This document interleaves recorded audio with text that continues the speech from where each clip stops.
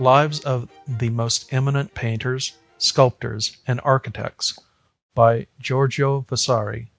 Life of Antonio da San Gallo, the Younger, architect of Florence. How many great and illustrious princes, abounding with infinite wealth, would leave behind them a name renowned and glorious, if they possessed, together with their store of the goods of fortune, a mind filled with grandeur, and inclined to those things that not only embellish the world, but also confer vast benefit and advantage on the whole race of men. And what words can or should princes and great persons undertake more readily than noble and magnificent buildings and edifices, both on account of the many kinds of men that are employed upon them in the making, and because, when they are made, they endure almost to eternity? For of all the costly enterprises that the ancient Romans executed at the time when they were at the supreme height of their greatness, what else is there left to us save those remains of buildings? The everlasting glory of the Roman name, which we revere as sacred things and strive to imitate as the sole patterns of the highest beauty. And how much these considerations occupied the minds of certain princes who lived in the time of the Florentine architect Antonio da San Gallo, will now be seen clearly in the life of him that we are about to write. Antonio, then, was the son of Bartolomeo Piccioni of Mugello, a maker of casks, and after having learned the joiner's craft in his boyhood, hearing that his uncle, Giuliano da San Gallo, was working at Rome in company with his brother Antonio, he set out from Florence for that city. And there, having devoted himself to the matters of the art of architecture with the greatest possible zeal, and pursuing that art, he gave promise of those achievements that we see in such abundance throughout all Italy, in the vast number of works executed by him at a more mature age. Now it happened that Giuliano was forced by the torment that he suffered from the stone to return to Florence, and Antonio, having become known to the architect Bramante of Casteldurante, began to give assistance to that master, who, being old and crippled in the hands by palsy, was not able to work as before in the preparation of his designs. And these Antonio executed with such accuracy and precision that Bramante, finding that they were correct and true in all their measurements, was constrained to leave to him the charge of a great number of works that he had on his hands, only giving him the order that he desired and all the inventions and compositions that were to be used in each work. In these he found himself served by Antonio with so much judgment, diligence, and expedition, that in the year 1512 he gave him the charge of the corridor that was to lead to the ditches of the Castello di Sant'Angelo, for which he began to receive a salary of 10 crowns a month. But the death of Julius II then took place, and the work was left unfinished. However, the circumstances that Antonio had already acquired a name as a person of ability in architecture, and one who had a very good manner in matters of building, was the reason that Alessandro, who was first Cardinal Farnese and afterwards Pope Paul III, conceived the idea of commissioning him to restore the old palace in the Campo di Fiore, in which he lived with his family.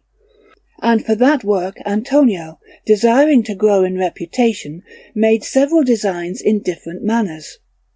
among which one that was arranged with 2 apartments was that which pleased his very reverend Highness, who, having 2 sons, Signor Pierluigi and Signor Ranuccio, thought that he would leave them well accommodated by such a building. And a beginning having been made with that work, a certain portion was constructed regularly every year. At this time a church dedicated to Santa Maria di Loreto was being built at the Macello de' Corbi, near the Column of Trajan, in Rome, and it was brought to perfection by Antonio with decorations of great beauty. After this, Messer Marcione Baldassini caused a palace to be erected from the model and under the direction of Antonio, near Sant'Agostino, which is arranged in such a manner that, small though it may be, it is held to be, as indeed it is, the finest and most convenient dwelling in Rome, and in it the staircases, the court, the loggia, the doors, and the chimney-pieces are all executed with consummate grace. with which Messer Marchione being very well satisfied, he determined that Perino del Vaga, the Florentine painter, should decorate one of the halls in colour with scenes and other figures, as will be related in his life, which decorations have given it infinite grace and beauty. And near the Torre di Nonna Antonio directed and finished the building of the house of the Cantelli, which is small but very convenient. No long time passed before he went to Gradoli, a place in the dominions of the very reverend Cardinal Farnese, where he caused a most beautiful and commodious palace to be erected for that cardinal. On that journey he did a work of great utility in restoring the fortress of Capodimonte, which he surrounded with low and well-shaped walls, and at the same time he made the design of the fortress of Caprarola. And the very reverend Monsignor Farnese, finding himself served by Antonio in all these works in a manner so satisfactory, was constrained to wish him well, and, coming to love him more and more, he showed him favour in his every enterprise whenever he was able. After this, Cardinal Alborense, wishing to leave a memorial of himself in the church of his nation, caused a chapel of marble, with a tomb for himself, to be erected and brought to completion by Antonio in San Jacopo degli Spagnoli, which chapel, as has been related, was all painted in the spaces between the pilasters by Pellegrino da Modena, and on the altar stood a most beautiful St. James of marble executed by Jacopo Sansovino. This is a work of architecture that is held to be truly worthy of the highest praise, since the marble ceiling is divided very beautifully into octagonal compartments. Nor was it long before Monsignor Bartolommeo Ferratino, for his own convenience and for the benefit of his friends, and also in order to leave an honourable and enduring memorial of himself, commissioned Antonio to build a palace on the Piazza de Aemilia, which is a beautiful and most inspiring work, whereby Antonio acquired no little fame and profit.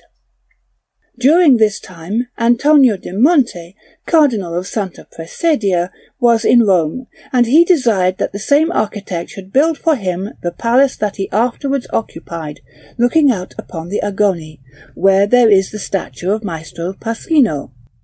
And in the centre, which looks over the piazza, he wished to erect a tower. This was planned and brought to completion for him by Antonio, with a most beautiful composition of pilasters and windows from the first floor to the third, a good and graceful design, and it was adorned both within and without by Francesco del Indaco with figures and scenes in terretta. And Antonio, having meanwhile become the devoted servant of the Cardinal of Arimini, that lord caused him to erect a palace at Tolentino in the March, for which, in addition to the rewards that Antonio received, the Cardinal ever afterward held himself indebted to him. While these matters were in progress, and the fame of Antonio was growing and spreading abroad, it happened that old age and various infirmities made Bramante a citizen of the other world,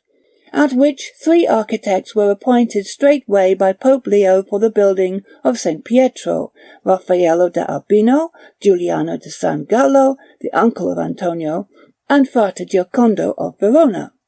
But no long time passed before Fra Giocondo departed from Rome, and Giuliano, being old, received leave to return to Florence. Whereupon Antonio, who was in the service of the very reverend Cardinal Farnese, besought him very straitly that he should make supplication to Pope Leo, to the end that he might grant the place of his uncle Giuliano to him, which proved to be a thing very easy to obtain, first because of the abilities of Antonio, which were worthy of that place, and then by reason of the cordial relations between the Pope and the very reverend Cardinal Farnese.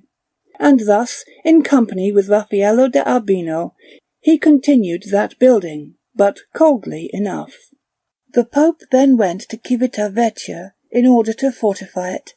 and in his company were many lords, among others Giovan Paolo Baglioni and Signor Vitello, and such persons of ability as Pietro Navarra and Antonio Marchisi, the architect for fortifications at that time, who had come from Naples at the command of the Pope. Discussions arising as to the fortification of that place, Many and varied were the opinions about this, one man making one design and another a different one, but among so many Antonio displayed before them a plan which was approved by the Pope and by those lords and architects as superior to all the others in strength and beauty, and in the handsome and useful character of its arrangements. Wherefore Antonio came into very great credit with the court. After this, the genius of Antonio repaired a great mischief brought about in the following manner. Raffaello da Urbino, in executing the Papal Loggia and the apartments that are over the foundations, had left many empty spaces in the masonry in order to oblige some friends, to the serious damage of the whole building, by reason of the great weight that had to be supported above them, and the edifice was already beginning to show signs of falling on account of the weight being too great for the walls. And it would certainly have fallen down but for the genius of Antonio, who filled up those little chambers with the aid of props and beams, and refounded the whole fabric, thus making it as firm and solid as it had ever been in the beginning. Meanwhile the Florentine colony had begun their church in the Strada Giulia, behind the Banchi, from the design of Jacopo Sansovino. But they had chosen a site that extended too far into the river, so that, compelled by necessity, they spent 12,000 crowns on foundations in the water, which were executed in a very secure and beautiful manner by Antonio, who found the way after Jacopo had failed to discover it, and several braccia of the edifice were built over the water. Antonio made a model so excellent that, if the work had been carried to completion, it would have been something stupendous. Nevertheless, it was a great error, giving proof of little judgment, on the part of those who were at that time the heads of that colony in Rome, for they should never have allowed the architects to found so large a church in so terrible a river, for the sake of gaining 20 braccia of length, and to throw away so many thousands of crowns on foundations, only to be compelled to contend with that river for ever, particularly because, by bringing that church forward and giving it another form, they might have built it on solid ground, and, what is more, might have carried the whole to completion with almost the same expense. And if they trusted in the riches of the merchants of that colony, it was seen afterwards how fallacious such a hope was, for in all the years that the pontificate was held by Leo and Clement of the Medici family, by Julius III, and by Marcellus, who all came from Florentine territory, although the last named lived but a short time, and for all the greatness of so many cardinals and the riches of so many merchants, it remained, as it still does, in the same condition in which it was left by our Sangallo. It is clear, therefore, that architects and those who cause buildings to be erected should look well to the end and to every matter before setting their hands to works of importance. But to return to Antonio. The fortress of Montefiascone had been formerly built by Pope Urban, and he restored it at the commission of the Pope, who took him to those parts one summer in his train. And at the request of Cardinal Farnese, he built 2 little temples on the island of Vicentina in the lake of Bolsena, one of which was constructed as an octagon without and round within, and the other was square on the outer side and octagonal on the inner, with 4 niches in the walls at the corners, one to each, which 2 little temples, executed in so beautiful a manner, bore testimony to the skill with which Antonio was able to give variety to the details of architecture. While these temples were building, Antonio returned to Rome, where he made a beginning with the palace of the Bishop of Cervia, which was afterwards left unfinished, on the Canto di Santa Lucia, where the new mint stands. He built the church of Santa Maria di Monferrato, which is held to be very beautiful, near the Corte Savella, and likewise the house of one Marano, which is behind the Cibo Palace, near the houses of the Massimi. Meanwhile, Leo died, and with him all the fine and noble arts, which had been restored to life by him and by his predecessor, Julius II, and his successor was Adrian VI. in whose pontificate all arts and talents were so crushed down, that if the government of the apostolic seat had remained long in his hands, that fate would have come upon Rome under his rule which fell upon her on another occasion, when all the statues saved from the destruction of the Goths, both the good and the bad, were condemned to be burned. Adrian, perhaps in imitation of the pontiffs of those former times, had already begun to speak of intending to throw to the ground the chapel of the divine Michelagnolo, saying that it was a bagnio of nudes, and he despised all good pictures and statues, calling them vanities of the world, and shameful and abominable things, which circumstance was the reason that not only Antonio, but all the other beautiful intellects were kept idle, insomuch that, not to mention other works, scarcely anything was done in the time of that pontiff on the building of San Pietro, to which at least he should have been friendly, since he wished to prove himself so much the enemy of worldly things. For that reason, therefore, attending under that pontiff to works of no great importance, Antonio restored the aisles of the church of San Jacopo degli Spagnuoli, and furnished the façade with most beautiful windows. He also caused the tabernacle of travertine to be constructed for the Immagine di Ponti, which, although small, is yet very graceful, and in it Perino del Vaga afterwards executed a beautiful little work in fresco. The poor arts had already come to an evil pass through the life of Adrian, when heaven, moved to pity for them, resolved by the death of one to give new life to thousands. Wherefore it removed him from the world, and caused him to surrender his place to one who would fill that position more worthily, and would govern the affairs of the world in a different spirit.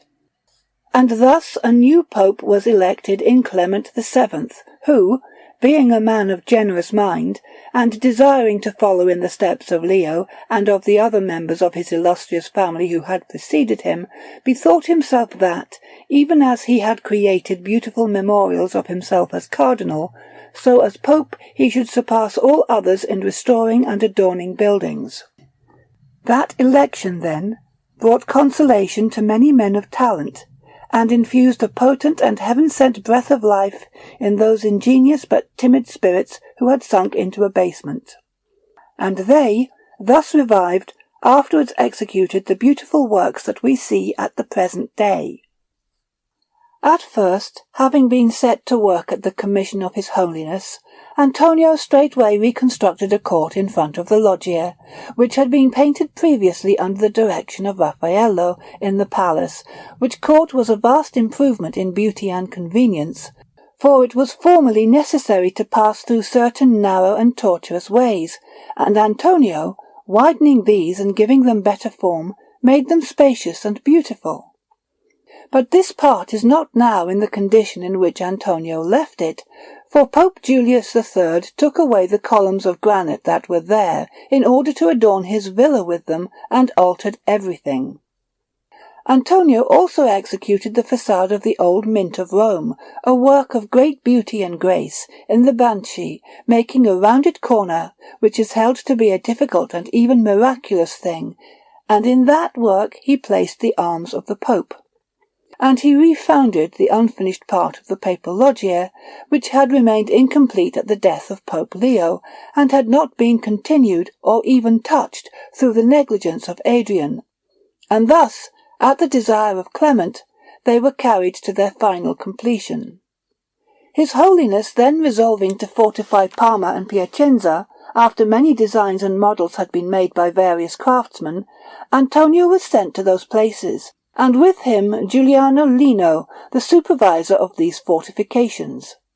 When they had arrived there, Antonio having with him his pupil Labaccio, Pier Francesco da Viterbo, a very able engineer, and the architect Michele San Michele of Verona, all of them together carried the designs of those fortifications into execution, which done, the others remaining, Antonio returned to Rome, where Pope Clement, since the palace was poorly supplied in the matter of apartments, ordained that Antonio should begin those in which the public consistories are held, above the Ferraria, which were executed in such a manner that the pontiff was well satisfied with them, and caused other apartments to be constructed above them for the chamberlains of his holiness. Over the ceilings of those apartments likewise, Antonio made others which were very commodious, a work which was most dangerous because it necessitated so much refounding.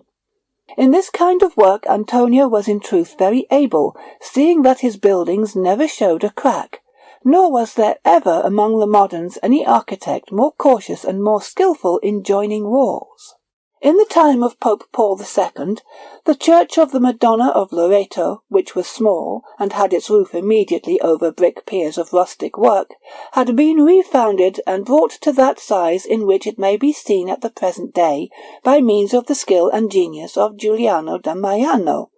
and it had been continued from the outer string course upwards by Sixtus IV, and by others, as had been related. But finally, in the time of Clement, in the year 1526, without having previously shown the slightest sign of falling, it cracked in such a manner that not only the arches of the tribune were in danger, but the whole church in many places, for the reason that the foundations were weak and wanting in depth. Wherefore Antonio was sent by the said Pope Clement to put right so great a mischief. And when he had arrived in Loreto, propping up the arches and fortifying the whole, like the resolute and judicious architect that he was, he refounded all the building, and, making the walls and pilasters thicker both within and without, he gave it a beautiful form, both as a whole and in its well-proportioned parts, and made it strong enough to be able to support any weight, however great. He adhered to one and the same order in the transepts and in the aisles of the church, making superb mouldings on the architraves, friezes, and cornices above the arches, and he rendered beautiful and well constructed in no common way the sockles of the 4 great piers around the 8 sides of the tribune which support the 4 arches, namely 3 in the transepts, where the chapels are, and the larger one in the central nave. This work certainly deserves to be celebrated as the best that Antonio ever executed, and that not without sufficient reason, seeing that those who erect some new building, or raise one from the foundations, have the power to make it high or low, and to carry it to such perfection as they desire, or are able to achieve, without being hindered by anything, which does not fall to the lot of him who has to rectify or restore works begun by others and brought to a sorry state either by the craftsman or by the circumstances of fortune. Whence it may be said that Antonio restored a dead thing to life, and did that which was scarcely possible. Having finished all this, he arranged that the church should be covered with lead, and gave directions for the execution of all that still remained to do, and thus, by his means, that famous temple received a better form and more grace than it had possessed before, and the hope of a long enduring life. He then returned to Rome, just after that city had been given over to sack, and the Pope was at Orvieto, where the court was suffering very greatly from want of water. Thereupon, at the wish of the pontiff, Antonio built in that city a well all of stone, 25 braccia wide, with 2 spiral staircases cut in the tufa, one above the other, following the curve of the well. By these 2 spiral staircases it was possible to descend to the bottom of the well, insomuch that the animals that go there for water, entering by one door, go down by one of the 2 staircases, and when they have come to the platform where they receive their load of water, they pass, without turning around, into the other branch of the spiral staircase, which winds above that of the descent, and emerge from the well by a different door, opposite to the other. This work, which was an ingenious, useful, and marvellously beautiful thing, was carried almost to completion before the death of Clement,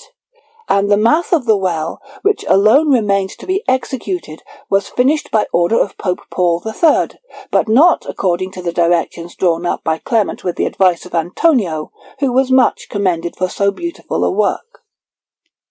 Certain it is that the ancients never built a structure equal to this in workmanship or ingenuity, seeing, above all, that the central shaft is made in such a way that even down to the bottom it gives light by means of certain windows to the 2 staircases mentioned above.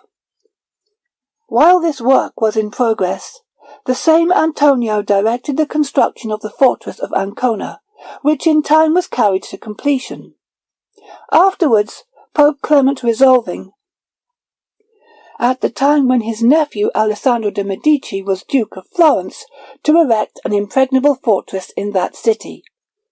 Signor Alessandro Vitelli, Pier Francesco da Viterbo, and Antonio laid out that castle, or rather fortress, which is between the Porta al Prato and the Porta a San Gallo, and caused it to be built with such rapidity that no similar structure, whether ancient or modern, was ever completed so quickly. In a great tower, which was the first to be founded, and was called the Toso, were placed many inscriptions and medals, with the most solemn pomp and ceremony, and this work is now celebrated all over the world, and is held to be impregnable. While this work was in progress, the same Antonio directed the construction of the fortress of Ancona, which in time was carried to completion.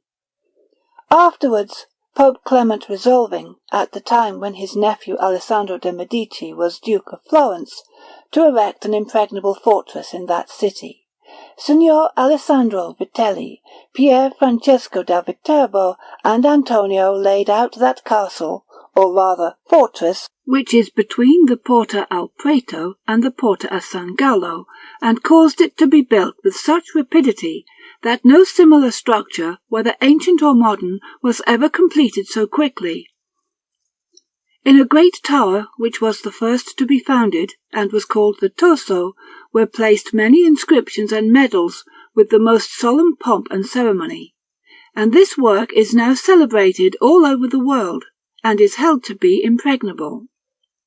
By order of Antonio were summoned to Loreto the sculptor Tribolo, Raffaello da Montelupo, Francesco da San Gallo, then a young man, and Simone Tioli, who finished the scenes of marble begun by Andrea Sansovino. To the same place Antonio summoned the Florentine Mosca, a most excellent carver of marble, who was then occupied, as will be related in his life, with a chimney-piece of stone for the heirs of Pellegrino da Fossombrone, which proved to be a divine work of carving. This master, I say, at the entreaty of Antonio, made his way to Loreto, where he executed festoons that are absolutely divine. Thus, with rapidity and diligence, the ornamentation of that chamber of Our Lady was completely finished, although Antonio had 5 works of importance on his hands at one and the same time, to all of which, notwithstanding that they were in different places, distant one from another, he gave his attention in such a manner that he never neglected any of them. For when at any time he could not conveniently be there in person, he availed himself of the assistance of his brother Battista. These 5 works were the above-mentioned fortress of Florence, that of Ancona, the work at Loreto, the Apostolic Palace, and the well at Orvieto.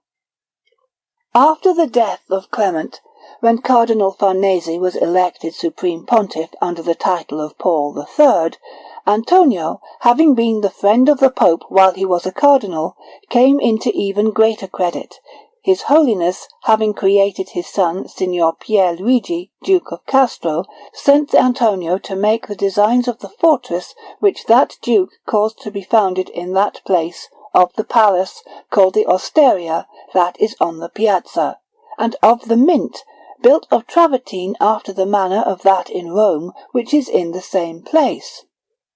Nor were these the only designs that Antonio made in that city, for he prepared many others of palaces and other buildings for various persons, both natives and strangers, who erected edifices of such cost that it would seem incredible to one who has not seen them, so ornate are they all, so commodious, and built with so little regard for expense, which was done by many, without a doubt, in order to please the Pope, seeing that even by such means do many contrive to procure favours for themselves, flattering the humour of princes, and this is a thing not otherwise than worthy of praise, for it contributes to the convenience, advantage, and pleasure of the whole world.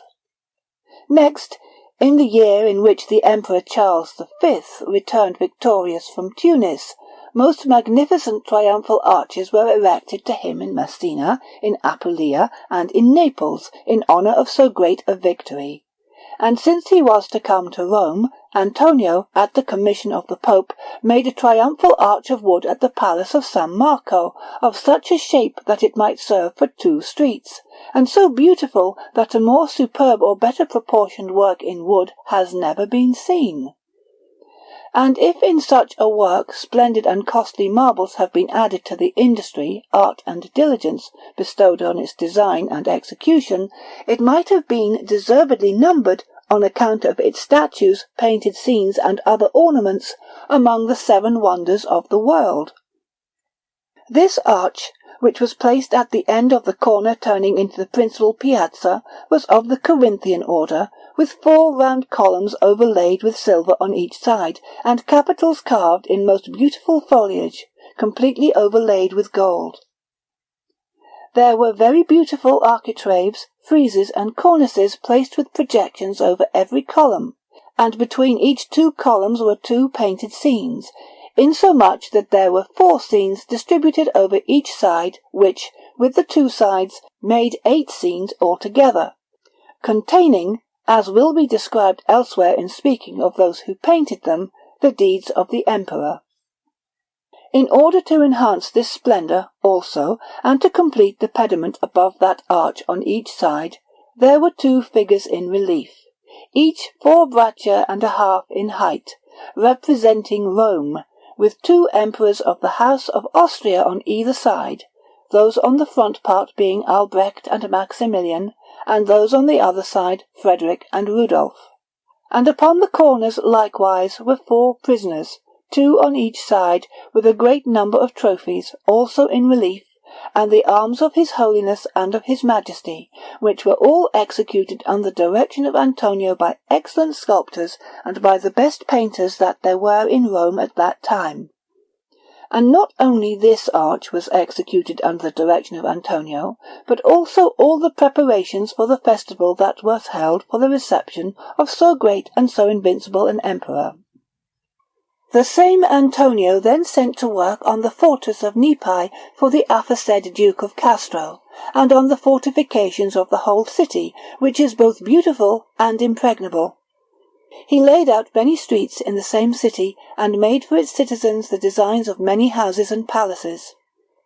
His Holiness then causing the bastions of Rome to be constructed, which are very strong, and the Porta di San Spirito being included among those works, the latter was built with the direction and design of Antonio, with rustic decorations of travertine, in a very solid and beautiful manner, and so magnificent that it equals the works of the ancients. After the death of Antonio, there were some who sought, moved more by envy than by any reasonable motive, and employing extraordinary means, to have this structure pulled down, but this was not allowed by those in power.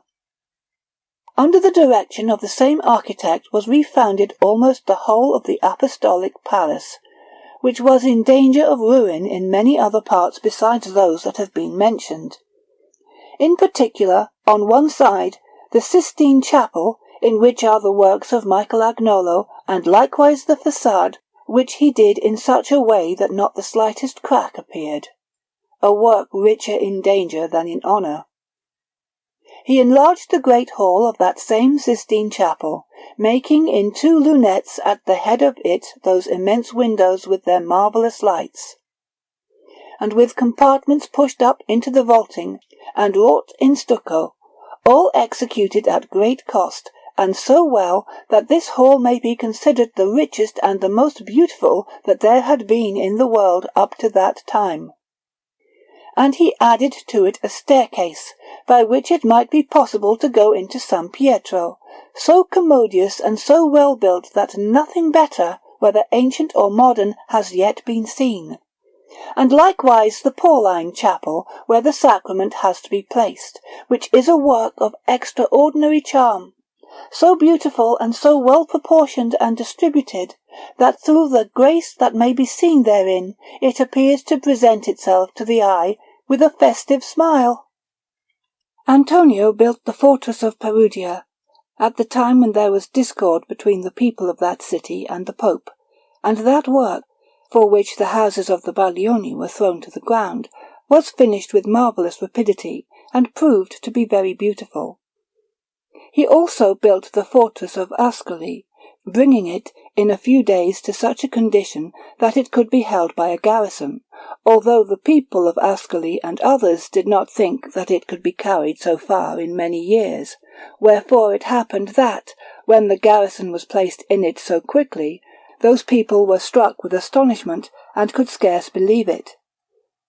He also refounded his own house in the Strada Giulia at Rome, in order to protect himself from the floods that rise when the Tiber is swollen.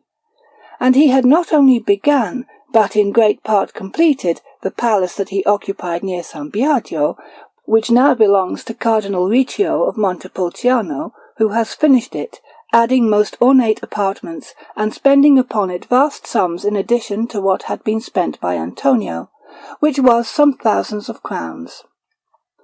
But all that Antonio did to the benefit and advantage of the world is as nothing in comparison with the model of the venerable and stupendous fabric of San Pietro at Rome, which, planned in the beginning by Bramante, he enlarged and rearranged with a new plan and in an extraordinary manner, giving it dignity and a well-proportioned composition, both as a whole and in its separate parts, as may be seen from the model made of wood by the hand of his disciple, Antonio Labaccio, who carried it to absolute perfection.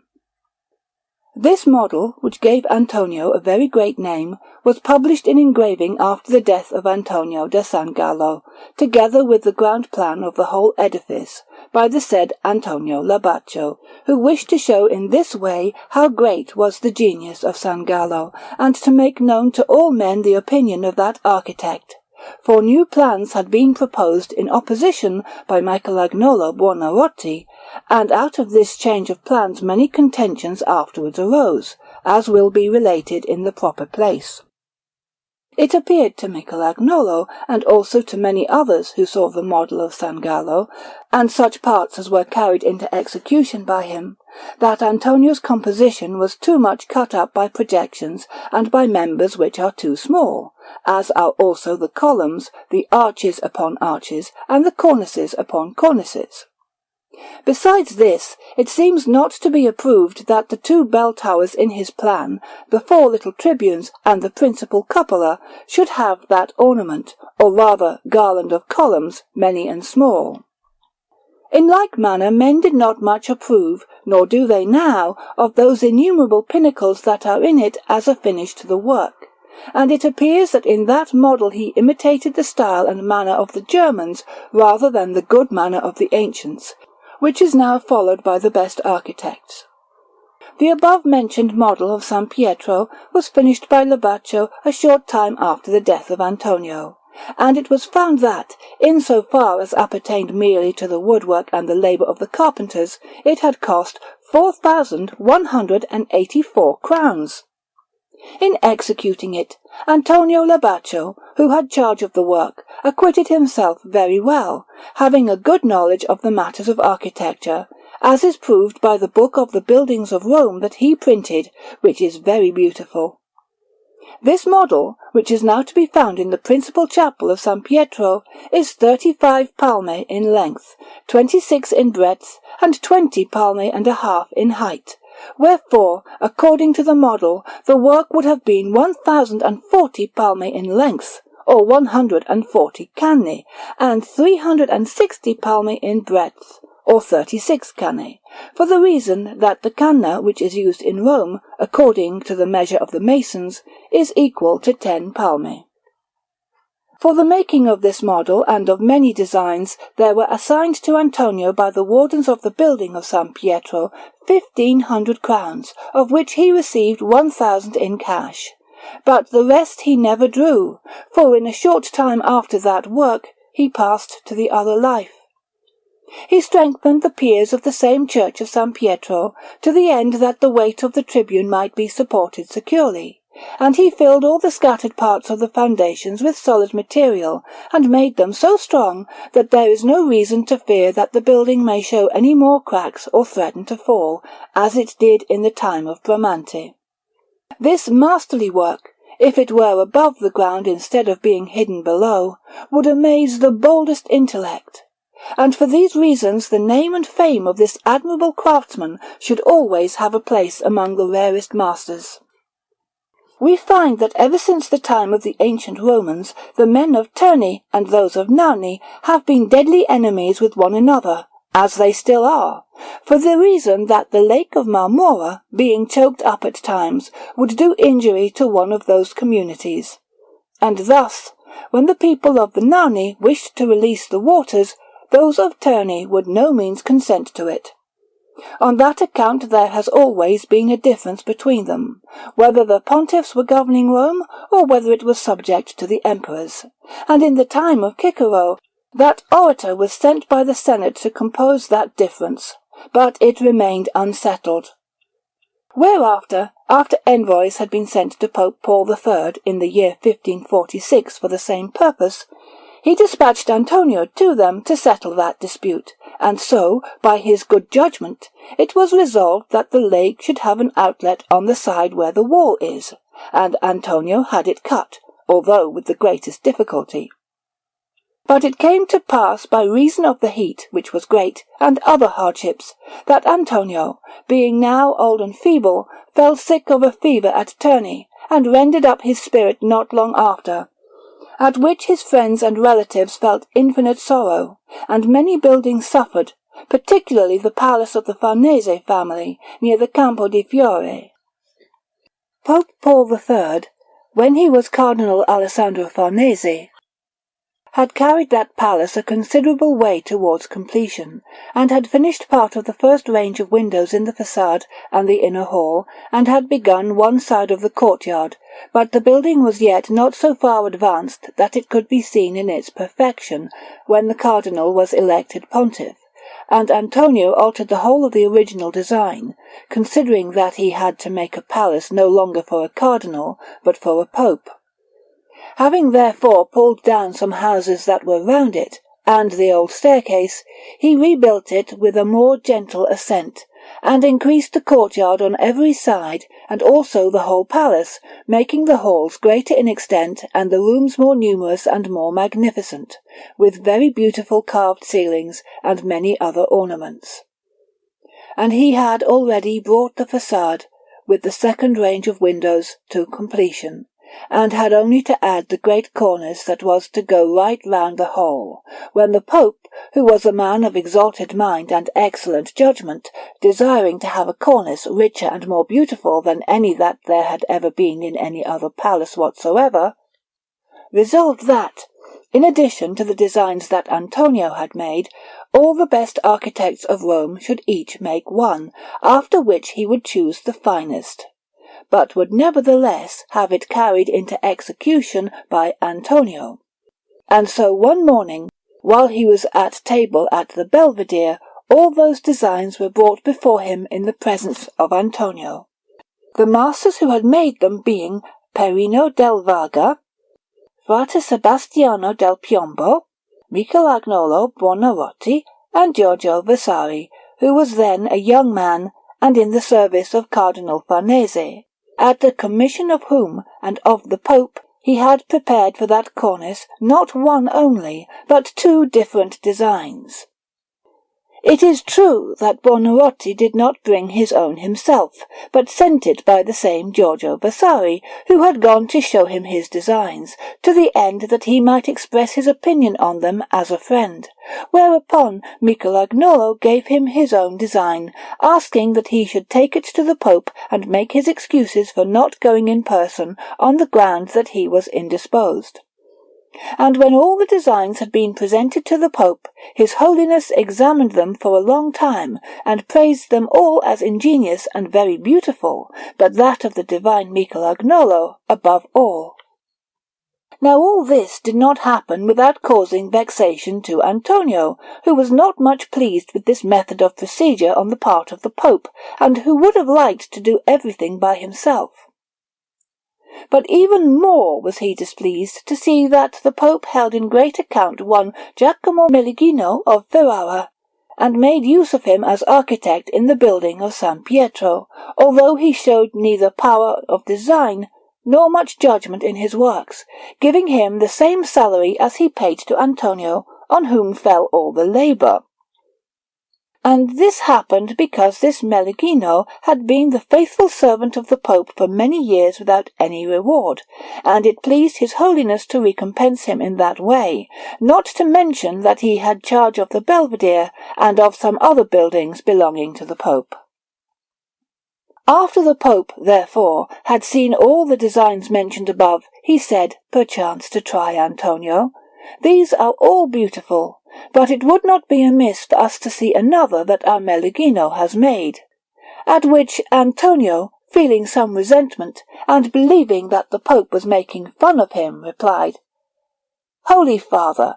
Meligino is but an architect in jest."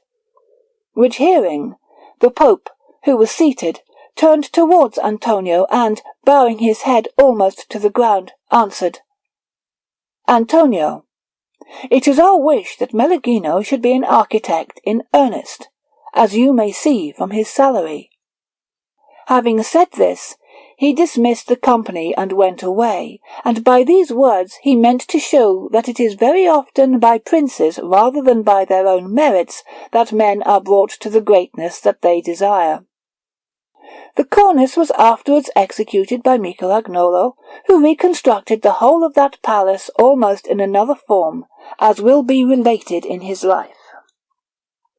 After the death of Antonio there remained alive his brother Battista Gobbo, a person of ability, who spent all his time on the buildings of Antonio, although the latter did not behave very well towards him.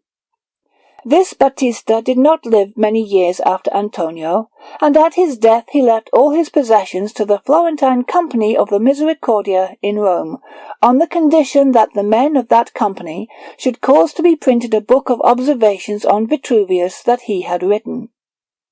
That book has never come into the light of day, but it is believed to be a good work, for he had a very fine knowledge of the matters of his art, and was a man of excellent judgment, and he was also upright and true. But returning to Antonio, having died at Terni, he was taken to Rome and carried to the grave with the greatest pomp, followed by all the craftsmen of design and by many others, and then, at the insistence of the wardens of San Pietro, his body was placed in a tomb near the chapel of Pope Sixtus in San Pietro, with the following epitaph: Antonio Sancti Galli, Florentino, urbe munienda ac pub. Operibus, Praecipuenque D. Petri templo ornan, architectorum facile principi, dum Bellini lacus emissionem parat, Paolo Pont Max, auctore, interamne intempestive extincto, Isabella data uxa moestis, posuit 1546, 3 calend Octobris. And in truth, Antonio, who was a most excellent architect, deserves to be celebrated and extolled, as his works clearly demonstrate, no less than any other architect, whether ancient or modern.